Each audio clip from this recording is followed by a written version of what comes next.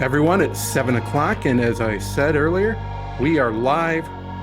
Sean Washington, once again, day 748 in the but done. But I cleaned it up a little bit, so it's getting there, man. It's getting there. I'm almost ready to unveil the new style dungeon. It's gonna be great. what makes your dungeon unique? What does it scream Sean Washington's gaming computer station dungeon? Um, Mostly I work out while I'm all throughout the day. I'm trying to like be a little more buff in the stuff. So it basically it smells like despair, a little bit of sweat, and kind of like a nerd basement. That's what it really boils down to. With a lot of extra tech and like I've got two different drum kits down here, three guitars. I've got a whole band. I just have no friends. So there's that. That's kind of sad. I feel bad now. But if there's anyone out there that wants to be my friend, just hit me on the socials. Yeah, hit the social. Especially if you play American Sing. Sean, this week we have waited and we talked about a little thing. There's just a little event that happened as you're talking nerd room. I'm sure the one of the prime pieces in your nerd room coming here holiday 2020 will be the PlayStation 5. And we've talked about it. We've seen the controller. And today we finally saw more about the PlayStation 5. Let me tell you, first and foremost, right now, Blizzard should be ticked because Echo was out. Like they've been prompting Echo forever and a day, and now the PlayStation 5 looks like Echo's like love child. I mean, everything about it, like the colors, the way that the angles are, it is just it looks absolutely beautiful. I mean, in comparison to the shoebox, I mean, hands down, Sony has got this round on the aesthetics. They have knocked it out of the ballpark on what that system looks like. Let's take a look at the reveal trailer for the PlayStation hardware and just kind of watch as it goes. As I can move mouse back and forth over. One day I'll get this all right. You are talented and people like you. Just keep saying it. You're talented and people like you. I thought the way that they did one thing I want to say about this whole PlayStation event was the way that they used the triangle, square, the X, and the circle, and they just kept on showing that and showing that. But something about this just felt very clean. The use of the white, the color, the blue, it just felt like organic to me. And that touch of the future, like a lot of the systems up until now. I mean, the PS4. I mean, come on, guys, like this is the future. Like, I mean, this didn't look like the future when it was the future, right? So, this didn't inspire me. And even when you look at, that big brick of a PS4 Pro, I mean, it's okay, but it's got nothing on this thing. I mean, this thing you could put on a coffee table and like people would ask about your new age art. So, I mean, it's just cool. I mean, it looks like it's supposed to. It looks like that's what my future. When I thought about me being the Jetsons, that's what my games looked like. Only it was an Atari, like 84,000. But that's what it was supposed to look like. One thing I didn't know if you noticed while we're looking at the PlayStation, when it zooms in, do you see the like the beaded texture of the outer case? I wonder if that has something to do with heat dispersion or something, because it's not a flat. It just kind of beaded. It looks like it has texture. Right. And the fact that it's still got the Blu-ray slot in there, all that fun stuff. I mean, all the things that you want, but it still looks like a really nice, compact, like ready to roll system. Hopefully, it doesn't sound like a helicopter. You mean like the PlayStation 4 Pro does whenever you're doing anything too strenuous? I see my desk starting to lift off slowly, like, oh, here we go again. Now, I was surprised that we 2 PlayStation 5 units See, now sneaky little devils, them, they know better than they should have told some people mess with my emotions like that. I, for you, does it matter one way or another on the Blu-ray or not?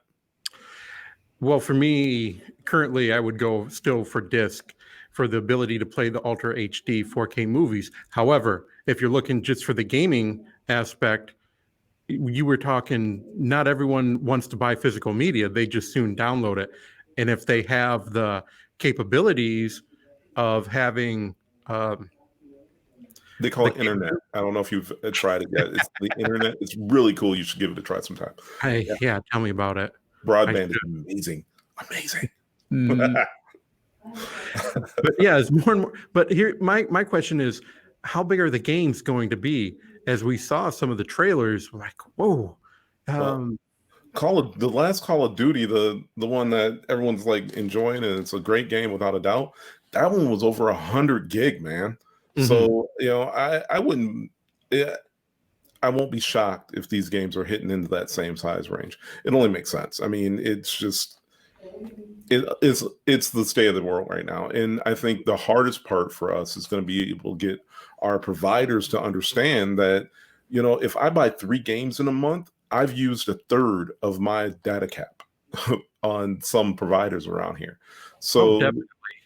Yeah, and heaven forbid that I dare have the audacity to want to watch a HD movie in the same month as I download 3 games. Come on.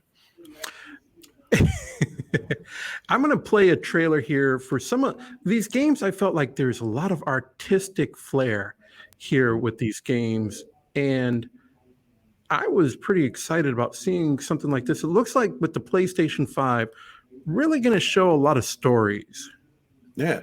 And Sony did a really good job this time with getting together a lot of very varied people to come in and actually, they secured a lot of different publishers to showcase here. Instead of being the same old same, it was weird and fun.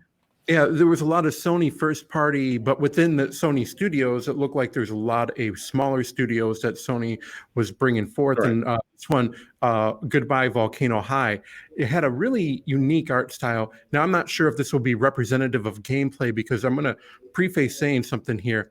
I am always concerned, out of all these years, where we get video game trailers, and they're the cut scenes, but PlayStation said that all of this stuff is rendered in game, represented. You know what I'm trying to say? I want to hear you keep mutilating it. It makes me so happy. The representation of the games, of the art style that we're going to see in the game. So even though they're cut scenes, they're used the game engine. Right. Got a nice comment here.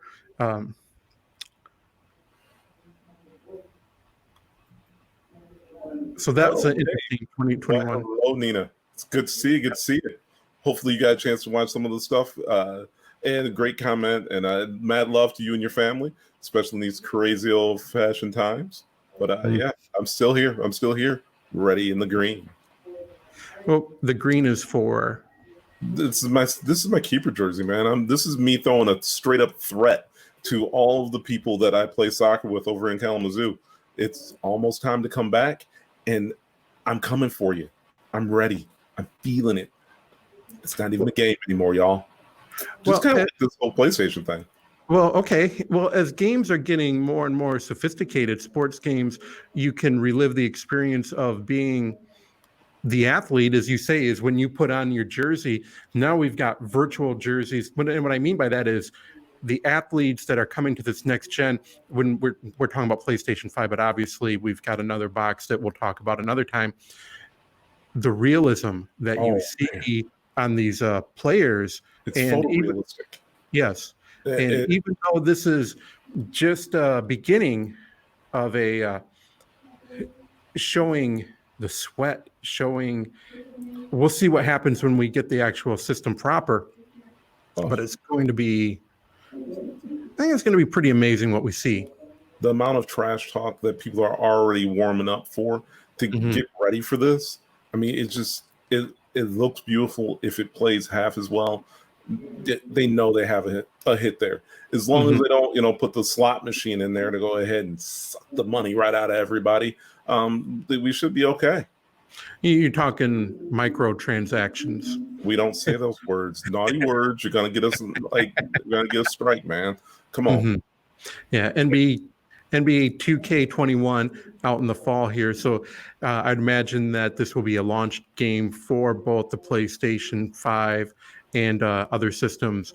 But how does that feel when you can you can be the athlete, and now more than ever, you're looking like the athlete, and it looks realistic, and you can't really tell. Now, when we get 5-on-5 with the crowd, it's going to be different. But imagine 1-on-1 situations. Oh, and I think we'll be interested to see they've got that HD cam in there. And I'm wondering how that's going to be implemented and what that's going to allow them to do, because I'm figuring that there's a lot of opportunity. They talked over and over again about the ability to tell good, involved stories and create new type of experiences. So I would assume that camera's got to have some type of play in there. I mean, pretty much the camera that's on the PS4 is now just basically there for the VR. But I hope this round, I mean, it's obviously put some time and effort into that camera, and I hope this time they're going to use it for some really innovative stuff. I think we're at that point in this video game life that we're ready for that now. That's what we want to see. We want to see that next level type stuff, and this machine looks like it's ready for it. How about I throw you something here of the next level, being your own hero and feeling the costume, and you know where I'm going with this. And definitely, this was the first video that they actually showed, and I was pretty well excited. Like, oh wow. Yeah, right there. I wasn't ready. Because my son watched me play this, and he was like, man. I'm like, you gotta give it a try. I've never seen a kid devour a game like he did.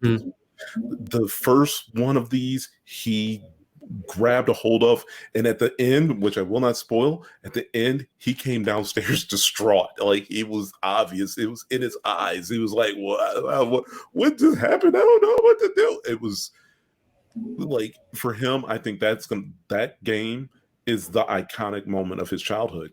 And I think this one is just going to knock his socks off, because it's already got me gassed up out of this world. The first one of Spider-Man, I played and I got a lot of it completed. But the kick is, I never felt like it was overpowered, or that I got to the point where I was able, just walking through everything. There was always that challenge there, and I always felt like, okay, for the normal guys, I'm Spider-Man. I don't have to worry about that. But when I start going against the Doc Ock and all the other folks in there, all of a sudden, then I'm like, okay, I'm Spider-Man, but these guys are like no joke, and they felt like no joke, and it made sense. There was a couple little like sticky spots that just made me go, meh. But for the most part, they crushed it. And by the looks of this trailer, if they can deliver half of the fun that was in the last one, a new console with new power to it, oh my goodness, I'm gonna get fired, man. I'm gonna get fired. I'm not gonna have a job. I'm gonna be homeless, trying to badly play the guitar for money. It's gonna be rough. It's gonna be rough, man. Oh. I'm gonna do it though. Tell us a little bit about Miles Morales, as we see the Spider-Man, Miles Morales. You're the comic book guy. I know the very littlest of bit. I was a Spider-Man fan. I was a mutant kid, man. I did all the mutant titles. Now, did you do any of the Spideys? Yeah, I was more Spider-Man. Miles Morales came from what they said the Ultimate Universe, and he was the ultimate version of Spider-Man. Now, let me take that back, because I know I'm going to get ripped here. He wasn't 616? No, he wasn't originally 616. He was the Spider-Man. Peter Parker in the Ultimate Universe died, and Miles Morales took the mantle of Spider-Man. And then when they had, and I'm paraphrasing this, I'm giving you the Cliff Notes version. So he had similar powers to Peter Parker, but he had a few differences. And then when they had the Secret Wars event, they brought Miles Morales into the 616 proper. And what I like about Miles Morales is you can't keep Peter Parker as the proverbial high school kid forever. Right. He goes to college and then he starts to mature and he does a lot in his life. But there's always every time we have a reboot in the Marvel Cinematic Universe or three of them, they always go back to Marvel. Hey, let's bring Spider-Man back into high school. But he's a CEO. He's working with Tony Stark. He's he's more mature now. So you can have Peter Parker over here as more of the mature Spider-Man and Miles Morales as the teenager just starting out and having that balance of having some new, some old. But Miles Morales is a really great character. Yeah, and that was part of the thing that kind of pushed me back from a lot of the Spidey stuff is sometimes I started feeling like they've told the story before. I've seen this story before. I've seen this, even the movie franchise. I mean, how many times are they going to grind out the same movie over and over again until finally they got it right in the current kind of universe? It's nice to have something different. And so I can only imagine that if they keep up that same momentum, they keep up that same interest. This is good stuff for us. This will make us happy inside. And I believe the way they said holiday 2020, it's going to be a launch game for the PlayStation 5. Which, if you want, seller, it is without a doubt. If you want to bring people in, you're going to have a combination of new franchises. You're going to have a continuation of stellar new IPs, because this Spider-Man on the PlayStation 4 was a new franchise by Insomniac. And so you get a continuation and you experiment. So hopefully we haven't seen a lot of third-party games coming announced. They're getting announced after probably all this. We're probably over on the internet. Everything's being announced right now. But as long as you have that support from your first parties, I think all the third-party stuff is going to fall in line. Now, I could be wrong. The GTA announcement, was that in the direct? Yeah, that was the first one, and that was actually very funny because how many systems has Grand Theft Auto been on? Yes, all of them. Okay, except for Nintendo, which surprise. Well, they actually brought that up as the Grand Theft Auto franchise has been on every PlayStation system, 1, 2, 3, 4, and now we're going to get a Grand Theft on PlayStation 5. It's not Grand Theft Auto 6, rather it's Grand Theft Auto 5. I'm going to play that one because that was what they let off on. It's like, oh, really? Yeah, and for me, Grand Theft Auto has been one of those divisive type games for me because the people that love it, they love it, and Lord knows they spend the money on that game. That game is a cash cow for them. They are making mad loot, and they do a good job of taking care of that community. I mean, they're adding lots of new content. When it comes to dealing with people that are gaming the system a little bit, they have been super creative, and I love their take on how to punish the cheaters. But it's just and I saw this. Go ahead. Go ahead. I was looking at this and I'm thinking, you're bringing your next gen console. You're talking about the future, and what better way to show the future than, hey, here's a game that's going to be on 3 platforms now. Remember? What more Remember that one time? Remember that one time you played this game too? And if I own it on PS4, is this thing backwards compatible? Because if it is, this is awkward. Why would I buy it again? Right. Who doesn't own this? Right. I have no doubt that copies. How many millions of copies has Grand Theft Auto 5 sold worldwide? If I had a 1/10 of a cent for every copy, I'd still be able to buy this town. So I mean, the game it's crazy successful, and it's great to have some things on there that people can just jump right back into, continue on, get nice experiences out of. They know what they're getting into, but at the same time, the one thing I did notice is they're dropping $1 million, like $1 million expanded and enhanced. What? And what is it? What does that mean? What more do you put in this game that isn't there? And that's my question. That is my question. What? And I'm sure we're going to definitely see more as we go. Oh man, that one was funny to me. I'm just be honest with you. That one was funny. Yeah. A little unexpected that it would, but considering the player base, I can understand that they're going to highlight things for certain parts of the player base. But and bringing in new franchises, but bringing in existing franchises for player base. One of the I feel definitive games that scream PlayStation franchises is Gran Turismo. That series is when you think PlayStation, this is one of the series that you definitely, the car simulation aspect when it came out, that it was when it came out for the PlayStation 1 in the thick double-edged jewel case, the thick manual, and it said on it Gran Turismo driving simulator. It wasn't arcade racing, and you could actually use one of the few games that I remember you could use two memory cards for. wait a minute. Whenever I think of racing, I think of Ridge Racer. I sucked at Gran Turismo. I could not. That game, like, you actually have to be able to, like, drive to play that game. Like, it is a driving simulator, right? And every iteration has looked beautiful, without a doubt. However, man, like, can you make me feel bad about myself? Like I'm scared to get my car because obviously I suck at this. Like, it was, that game is tough, but the people that love it, and I can understand why. They've done a really good job of making sure that it's what the fans wanted, and there's the options, and I mean the number of things that you can just tweak in this game. It and all of them has been just ridiculous. So, and I think that's part of the barrier for me. And maybe this round I'll give it a try, but like being able to, I don't even know what half of these things do. So, me neither. Like, what I'd be like, okay, well, you got to tweak your suspension, and I'm going, all right, but what does the seats have to do with it? Like I'm just, yeah. So I am not the one. If you see me on the side of the road with my head, under the hood, I'm being murdered. Stop your car, save me. Someone's choking me in there. I should never be under the hood of a car.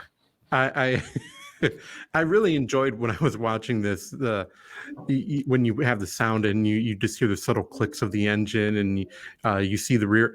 I'm going to say it. I am not a racing fan, but watching this, and I played a few, people will have the steering wheel and they'll have the pedals and they'll have the setup, and it is a whole new experience when you play with those accessories. It's definitely one of those franchises that people are just saying they can't wait to get more onto it and more in depth. And one of the things that kind of frustrates me is I know some of these games are even more beautiful in reality than we're seeing right now, because I mean, flat out, they just, when you're looking at a high def video, but it's really a beautiful 4K, you're losing all of that extra in there, and if it still looks good, oh man.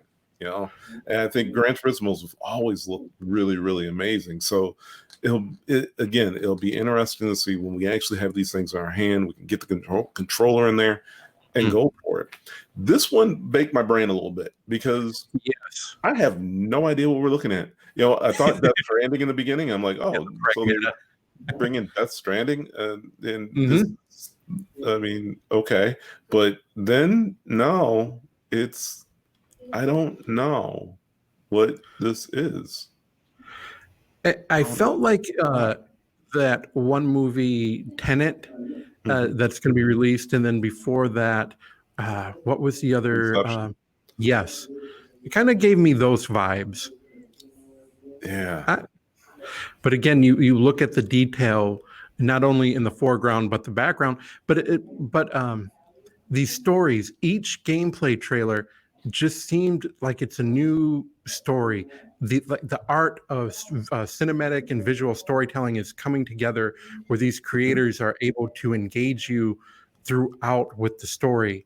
In addition to the missions that you're taking in the game, you just keep each was like reading a chapter that they're finally able to visualize what they've conceptualized on the paper, and they're saying this is exactly how I envision it in my mind. Yeah, and I think it harkens back, and even the Final Fantasy VII remake was really like that moment that we haven't seen storytelling like that in such a long time, where it was pulling our heartstrings. I mean, there's been some great games out there. You know, Spec Ops really hit me hard. There've been some great story games that just they were compelling in that way. But it really feels like this round they're trying to make every experience to have that gravity to it. So it'll be interesting to see if they hold true to the promise of making the PlayStation 5 a truly a story based that good fun experience that's allowing the teams to produce the stories that they want. They've promised it. They've given them the tools to do it. Between the new DualShock, with it's got speaker array in it and all that, the camera, the tools are there, and so now it's just a matter of, are they going to be able to find innovative ways of using it? You know, it's almost like back to the Wii days, you know, when the Wiimote came out and was looking at that thing like it was stupid until you picked it up and went, oh, it's a sword, it's this, it's that, it's all this. So audio, you were talking audio, something about they're really pushing for 3D audio. And to you, how does audio enhance an experience that you have, whether it's watching a movie or playing a game? When you put the headphones on, how does audio bring the world to life? See, and this is the one area where I'm struggling the most. Honestly, I don't know if they've taken a real big chance. I'm a audio freak. I mean, right now I'm wearing like my little Bose soundwear, you know, so I can not have the echoing going on, but I can still hear great. I've got the Atmos system set up in the main room. I've got way too much speaker for my computer. So when if there's a gunshot on the screen, it feels like a gunshot to me. I really dig sound. However, what I've noticed is gamers typically aren't that much of an audiophile. And so they haven't spent the big dollars on headphones that can reproduce at that level. You know, Dolby Atmos for headphones it's a absolutely amazing. Like, it does the job really, really well.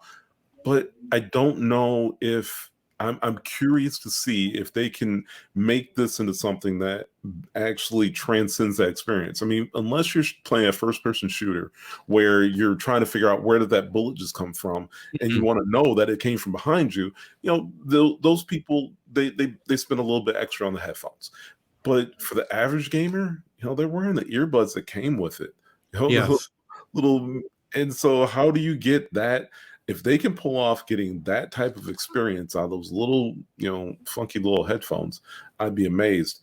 And I'm hoping that they are not looking for people to actually go and put together a 7.1 Dolby system to be able to really enjoy these games appropriately, because a lot of folks aren't going to do it. They just can't. So I'm torn. I'm excited because I love the effect that sound has how it helps you become immersed in the experience. But I'm also fully aware of the cost and the space and the time to make that work. It's not like you can just go out and spend $20 and get a Dolby Atmos system, you know, spend another $5 and put some speakers in your ceiling and away you go. It doesn't work that way. You know, you get what you pay for. I think we're going to see, I think they said like 3D audio or 3D headphones that they're bringing out with when they release it. It was in the hardware reveal that they'll have I would imagine, some of their own custom headsets, and then they'll have the third parties like Astro and maybe Dolby. Some licenses will bring out some of their own headsets to take advantage of that 3D audio sound as they were talking about. But I do believe that they will try to have a really great positive experience just out of the box without buying that extra. and extra hardware. and it can be done. And it's kind of like the PlayStation VR. I think that is such an amazing, so much fun, and it did sell well. But I don't know if it's lived up to its capacity because it could be so much more. And I wonder if the 3D sound is going to fall into that same camp. But at least they've learned their lesson. I don't even want to say the words, but at least they didn't treat any of the stuff this generation like the Vita. Oh, you have to bring it up every time. It still hurts, man. It still hurts. But I would love it if they came out with a new version of that because I love my Vita. I really did. Well, I don't think we're going to see a Vita, a new version. Taking away sunshine from me. I'm in a dungeon. I need the happiness. Don't push me. Well, how about happiness with a continuation of one of the strongest franchises on the PlayStation 4, a new franchise that was on the PlayStation 4? And how about if you can't get the Vita, Sean, how about we have a continuation of arguably one of the best franchises on the PlayStation 4, one of the best games? Would that make you happy?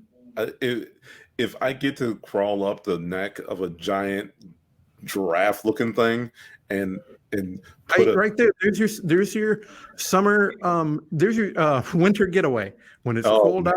Winter 2020, I believe it's coming, or 2021 in that launch window. But if it's cold in here in Michigan, and you're thinking, hey, this is where you want to be, right? That game all the way through, it made me want to go and buy a bow, like straight up. Like I wanted to go buy a bow and show everybody what I'm talking about. It was a blast, and this looks like it's gonna be even better. Again, it just looks beautiful. She is. And she's got the scowl on her face. She's gonna hit somebody really hard with it. I love this game. This was one that messed my home life up for a minute because there was no doing anything other until this one was completed. This was just the magnitude of the things. Like they're getting it right. They're getting it so right.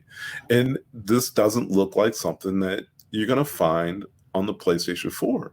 It can get close, but if it can hold up to this, if this is what it's gonna look like all the time, I'm done.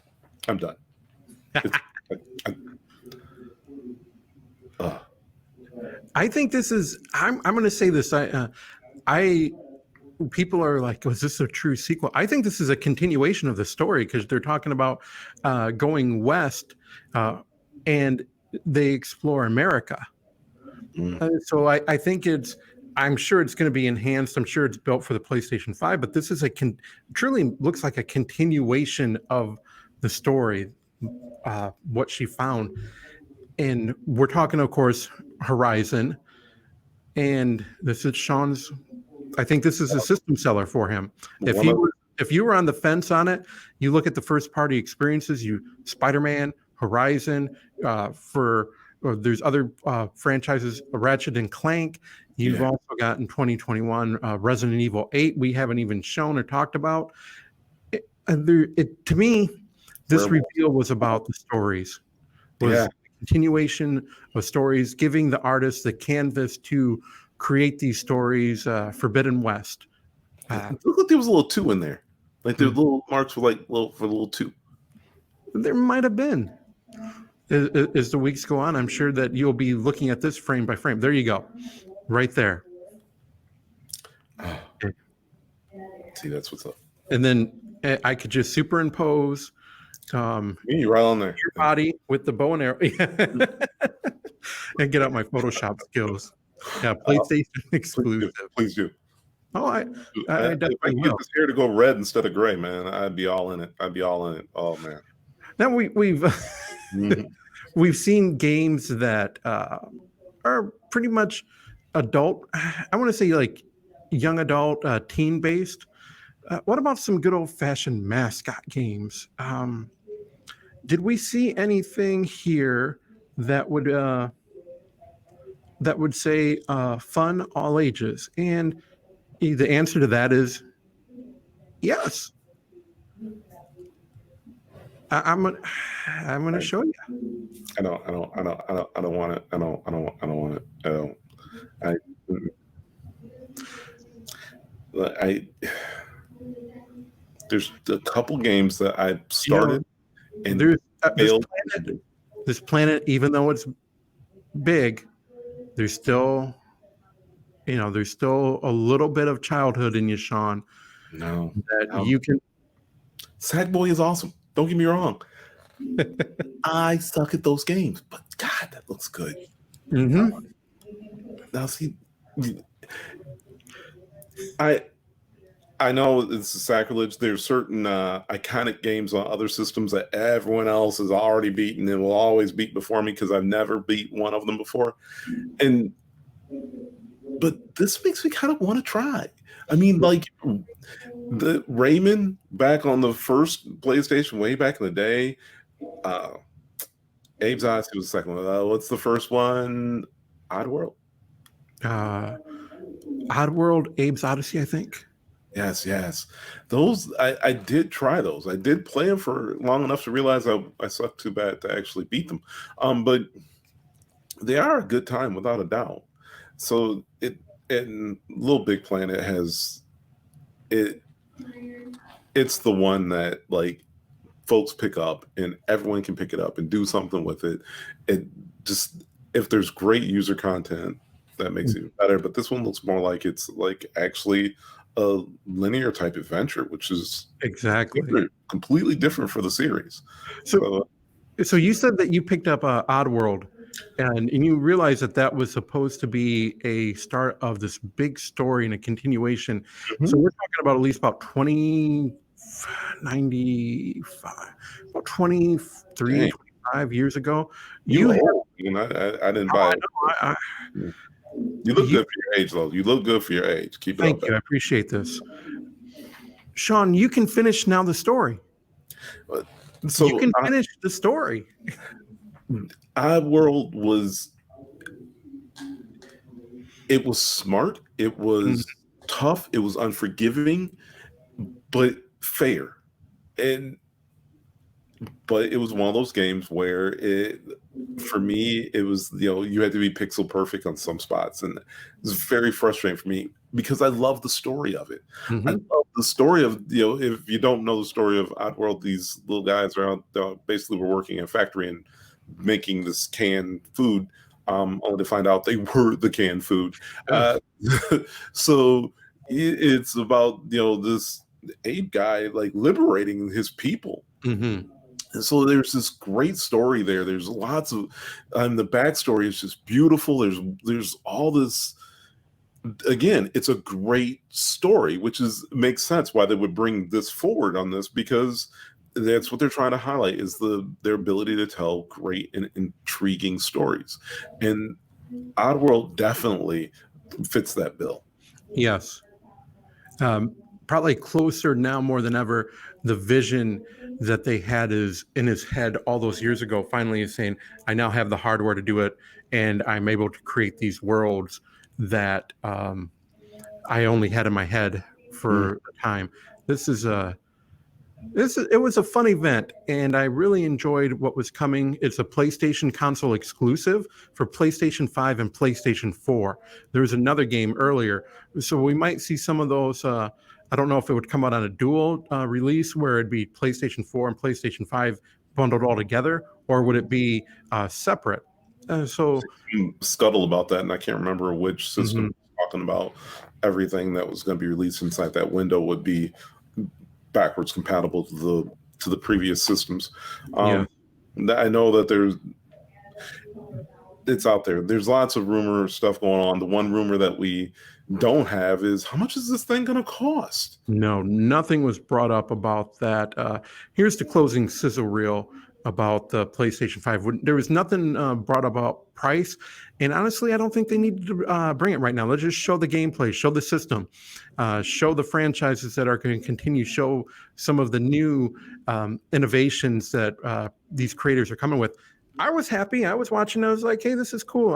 I was pretty excited all the way around. I have to say that this was well worth the wait. You know, last generation, and when I saw this and started thinking about, okay, how much is the, I know I'm going to buy this thing, how much am I going to lose on my wallet when I do? You know, and because for me, that's just a reality. I got like 74 kids, it feels like sometimes, or just 4 that eat like 74. But so I want to know how much is this going to set me back. But then I remembered Sony is smart. I mean, look, they won this generation hands down. From my point of view, they blew Microsoft out of the water on it. Not because they had the better machine, but because they got down that front edge.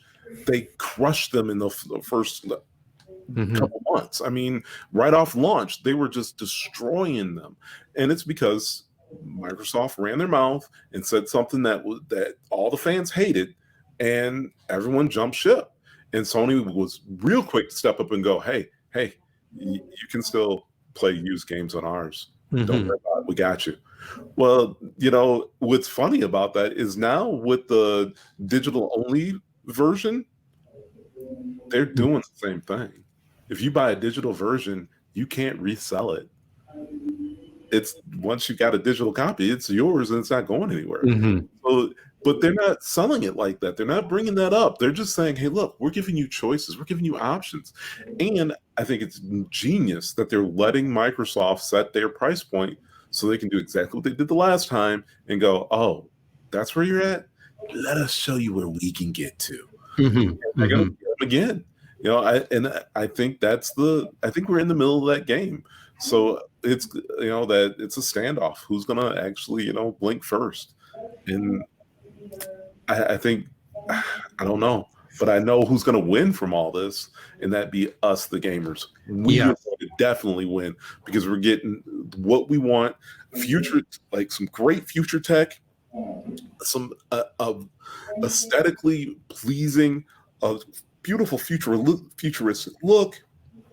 The haptic feedback, the headphone, I mean, all that stuff matches so beautifully. Games that you have to be excited about some of these games. I mean, if you play games at all, some of these just are ripping at you where you're like, I want them right now. They've done their part. We all are going to win without a doubt. It's just how I would like to know how much that win's going to cost me, because if I got to start selling blood plasma, it's going to have to be now. What would be the most that you would pay for the system, and then not just anything else, but just the bare bones system, and then how much would you drop on launch day? So, I mean, I was one of the early adopters that dropped the 450, 500, whatever, 550 on the PS2, you know, like, so I got pretty ripped over on that one. But yeah, so I have no problem with, because I know it's going to be something I'm going to use for the next decade. So it's a small investment for all the things I'm going to get out of it. I don't see these coming in anywhere. If they come in under $499, I'll be amazed. I especially with all of the issues that they've had around chipsets and getting parts, and where we've got these competing entities trying to get the same parts, you know, I would be very, very shocked. And even one of the selling points of this system has been no load times. Like, zero load times. They want that thing fast. And so that you just play, and startup and everything is now. So, you know, that all costs money, and they're going to take a bath on it. Every system that's been put out since the beginning of time, they've lost money on the system itself, but they get it on the games. And that's why that player base is so important. But I don't see this coming in less than basically $500, unless minus the they might be able to get it down about $4 or, you know, $399 with the digital edition, because you don't have to pay for the Blu-ray license. So, you know, that's gonna knock $20 off right there. So they might be able to work that in pretty easily. You know, I would say if you went to the store, I'd say 500 probably would be the upper limit for a system if this is going to last anywhere from The sweet spot is about 5 to 10 years, 8 years being the sweet spot. That you go into the store, 500, an extra controller. I would imagine those are going to be $70. I would imagine I'd imagine you would want to save up between now and whenever it's released about 750. Get you a couple games. And do you do digital? You know what scares me though? What do you think about the price of the games? I thought about that. I'm going to be honest with you. I thought about that because games are now at what are we at games for $59.99? And I remember when it was $49.99 for PS1 and PS2 games. And then there's some that were a little bit higher, but then you were able to do so much more with once you got Blu-ray, you were able to add more music, more cinematics, and you were able to do so much with your textures and the AI. It's really a whole production. It's like the orchestra. And you see in that pit, everyone is contributing to this. So we could maybe see $70 games just because everything that's involved. And another reason why they want to go digital is to get rid of the physical media so they don't have to pay the manufacturing. So that was something I actually thought about. Could we see $65 to $70 price games, and will people appreciate it if they get the gameplay out of it, if they're able to get that world experience? Yeah, I think you're onto something. For me, a $65 game, if they bumped it up to $5, I wouldn't lose my mind on that. I understand these teams have grown exponentially. There's a lot of folks there. So 65, okay. Once you start hitting 70, 75, it starts hurting. And I think that opens up a lot of market for PC gamers. I mean, a Steam sale is brutal to your pocket because you'll get 95 games for $3.48 that you're not going to play for at least 3 years, unless there's another COVID thing where we all burnt through our entire Steam libraries. But so the PC game market is cheap. I mean, the games go on sale regularly. There's lots of different places you can get it. There's options. Whereas the PlayStation, Nintendo's, Microsoft, they've really had more of a locked-in type feel there. I mean, they've expanded it out a little bit. You'll see some games pop in like a Humble Bundle or something like that, but not like on the PC side. So I think if they go too expensive on that side, they're going to drive people towards the PC market. Or Nintendo is going to love life because Nintendo is what they are. Well, I think it's going to be an interesting call. It's going to be a tough. Here's something, and I'm playing this trailer here just because we're seeing a lot of, if I want to call it, third party. Oops, we're just not seeing anything right now because I obviously don't know how to work my pro. Yeah. Don't mind the person who doesn't obviously know how to operate his stuff. We're seeing a lot of indie developers. We're seeing a lot of small time studios come together and take chances. Right. And they do it in a way that it's not a AAA release, but they still put their heart and soul into it. So they try things that AAA studios, when you get up to a certain level, you cannot experiment as much because you have budgets in the millions. But an independent studio, an independent studio can say, hey, let's get a group of us together and let's experiment. We can bring out smaller bite-sized content while you wait for these big AAA releases, saying, hey, try this game, try that game. And that's where Nintendo is doing great, is they've really cultivated the indie developer, the feeling of independence of, hey, come to our platform and not take a bigger risk financially, but you can take that risk creatively. Maybe PlayStation 5 and the next generation Xbox warm up even more to say, not everyone is going to be able to do these AAA releases, but let's cultivate our independent. Let's cultivate the lower level where we give them the tools for everything to play like that. And there's definitely a hope that they've learned their lesson from Epic and Steam, Valve, in that if you take too big of a bite out of the pie, the indie developers aren't going for it. You know, like they'll jump ship in a heartbeat if they can get a better cut. So, when you're looking at places, I mean, they were taking a big chunk out of their pay. So it'll be interesting to see if they can do the same. If they can figure out a way of creating something that encourages the indie scene to kind of migrate, to create, to invest, and make some really cool things for people to play. If they have a store that is very accessible, because sometimes I think the PlayStation Store is, I'll look forward to a nice UI update on that. Because sometimes I feel like it's very easy for me to find those AAA titles, but those buried gems, they are way too buried. There's just, I mean, it's not like it's a curated system. It's just a big old bucket. You just go take it through there. It's like the bargain bin and, retailer. You just, this one looks good. And you know nothing. So there's a lot of logistical things for them to work out there.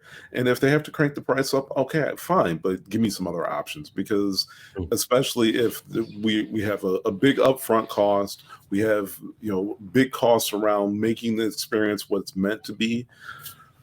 They got to play ball. They got to play ball. They got to give us some type of choices there, or, open that ecosystem up a little more. Well, in closing, this was a fun event to watch. I was really curious on where this was going to go. I'm not a big fan of seeing trailers where all they show is cinematics, to be honest with you, but there's a lot of story that they showed, and I was pretty happy with what I saw. I think it's definitely a good start. It's a late start, but better late than never. And it's coming out on time. Even with all of the delays and all of the pain and agony that people have suffered through over the last couple of months, they've still put this thing out on time with the games that they're talking about. I couldn't be happier. I could not be happier. Sony they're winning the round for me until I see their competition. All right. Well, that wraps up this episode. We're actually going to start putting these up on our YouTube channel. We're going to have them air again, and we're just going to get better and better as we do this live stream, because you don't have to come down to the studio. We can prep everything, and we can bring in, if there are people out there, as we continue consistent in engaging people. If we want to say, hey, jump on the stream, how you do that? We'll just invite you in if you got a topic you want to talk about, or you want to make your comments on Facebook Live. And a lot of fun times, a lot of stuff coming ahead that we're enjoying as your room downstairs gets completed and I start building out more of the tech. It's been a lot of fun. Absolutely. And I mean, I love the idea of being able to, if this is what my job's going to be, sitting here, playing on the phone, staring into your pie, your mug on the screen while I'm rambling on poetically. I really like life right now. Life is good. Life is good. Yes. So we'll see everyone next time. Thank you for tuning in. If you have questions, drop it in the Facebook comments. Next week, we'll think of something to talk about. I think things are starting to be announced more. I'm sure Sean will start thinking a little bit more about Horizon and some of these other games, and tell us. And when will Tenet drop? Was that? When do we get Tenet? I think July. We can. Yeah, we should check that out, because it's important. I mean, that's important. Yes. Right on. All right. Well, thanks everyone for watching, and we will see you next time. Goodbye. See ya.